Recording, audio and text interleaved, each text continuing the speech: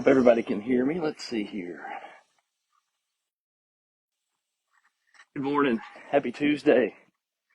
I'm going to wait just a second.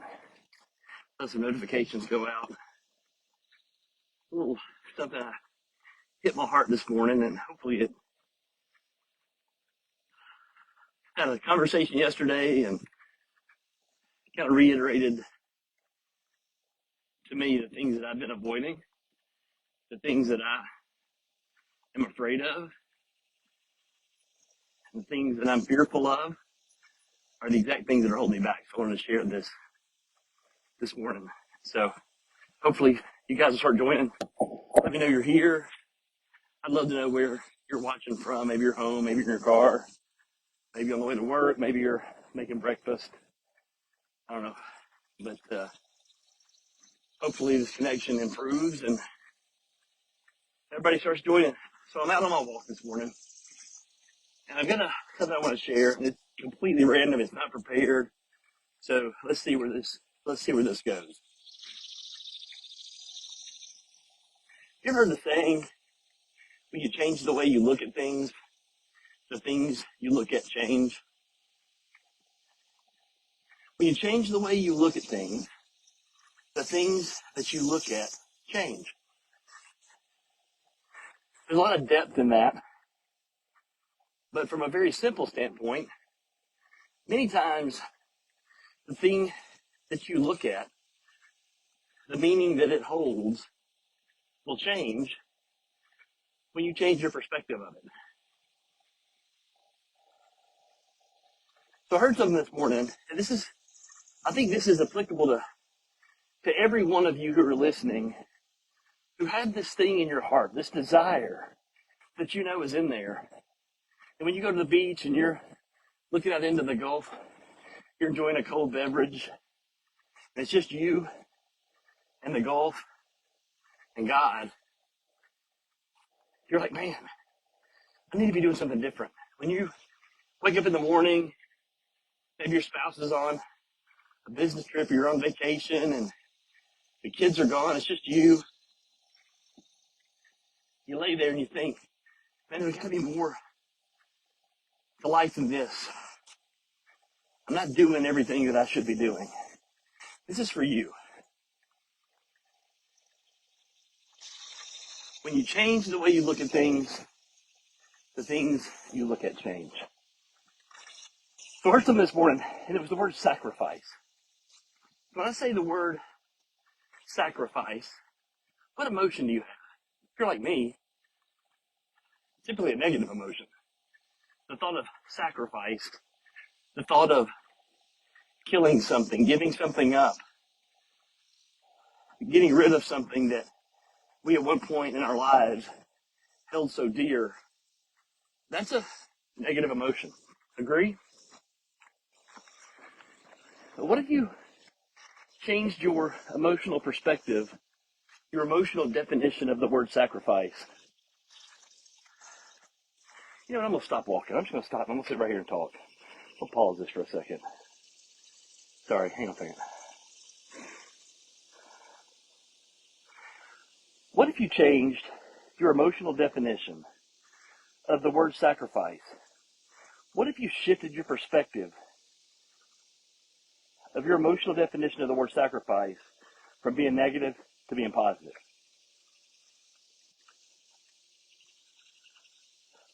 How would that change your life? What would you be willing to give up? What would you be willing to let go of? What would you be willing to kill off if you could change your emotional definition of the word sacrifice? Hey, Debbie, how are you? Heard a story that really struck me this morning. I'm no biblical scholar, but I'm going to share this story with you. In the Bible, there was this dude named Abraham. Abraham, in biblical circles, is basically the father of Christianity. It was from Abraham that the children of Israel were born. Well, Abraham and his wife Sarah were really, really old. They had never been able to have a son, never been able to have a child. And God came to Sarah and said, you're going to have a child. And like most old people, like me, if God came to me and said I was going to have a child, I would probably have the same reaction that Abraham and Sarah had. I mean, Abraham was twice as old as me. They laughed, they scoffed, they didn't believe it. They thought it was, there's no way. We're just crazy. We're hearing these voices in our head, and it's crazy. There's not a chance that we're going to have a son at our old age. Well, in fact, God told Abraham, from this son, there will be descendants like the stars in the heavens. Big promises, huge promises. Years went by, son was never born. Abraham takes matters into his own hands like a lot of us do. When we know there's a desire, when we know there's something in us, when we know there's something God's given us to do, we don't necessarily want to do that. We want to do something similar to that because we don't necessarily trust the gift. We don't trust the purpose. So we take matters into our own hands and we do something else to try to manipulate the situation to make it work in our favor, right? Abraham did the same thing. Another story, another day. Abraham's old. They do have a baby. They have this child, a son named Isaac. Like years and years and years, generations of people have gone by and they've never had a kid. Now they have this kid named Isaac. God promised through Isaac that the descendants of Isaac would be like the stars in the heavens. You ever had something like that where you know there's something huge, you know that God's giving you this big desire, this big thing to do, and then you start doing it. You start going through the effort. You start putting in the time. You start doing all the things, and all of a sudden it blows up. That's what happened to Abraham. Remember, God had given him a promise. God had said his descendants will be like the stars in the heavens. Okay? Big deal. That's a big deal. Some years down the road, God asked Abraham to sacrifice his son. And not in the, hey, I don't want to see you for a couple of years. Hey, I'm going to send you off to boarding school somewhere. He commanded Abraham to take Isaac to the top of a mountain and sacrifice him. Think about that. How could a God as loving and as caring and as wonderful as whatever you believe, but I believe God's a wonderful, loving, caring God. How could a God give him a promise, fulfill the promise, so he thought, and then ask him to sacrifice the very thing, the very object of that promise? How could God give you a unique gift, a unique purpose, a unique thing for you to do, and then ask you to sacrifice? How dare him ask you to sacrifice? But what if you could change your emotional definition of sacrifice from something negative to something positive?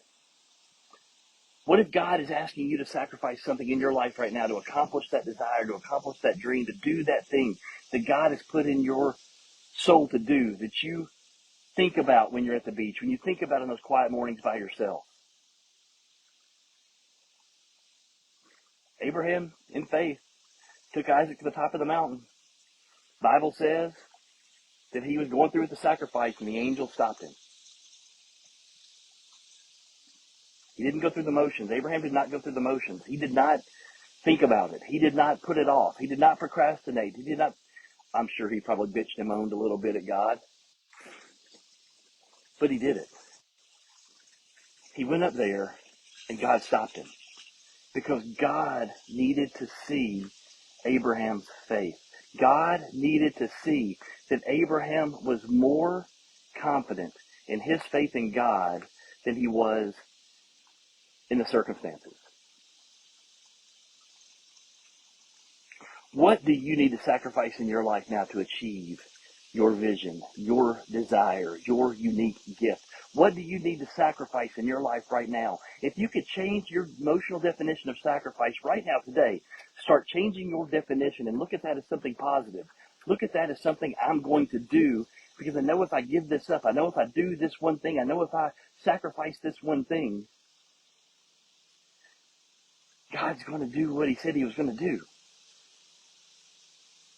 And I don't think God's ever going to I don't know, maybe you would.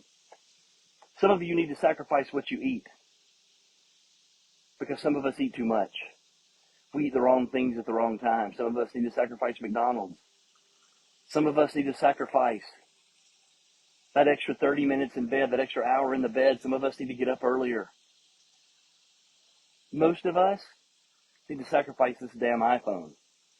Most of us, your iPhone, your mobile device is killing you right now, and it is keeping you from your purpose. Because every time something gets hard, every time God asks you to sacrifice, every time you know there's something else to do, you'll get on your phone and scroll pictures and get on TikTok and waste 2 hours to make yourself feel better. So some of us probably need to go buy a flip phone, if I can say that, and sacrifice this iPhone.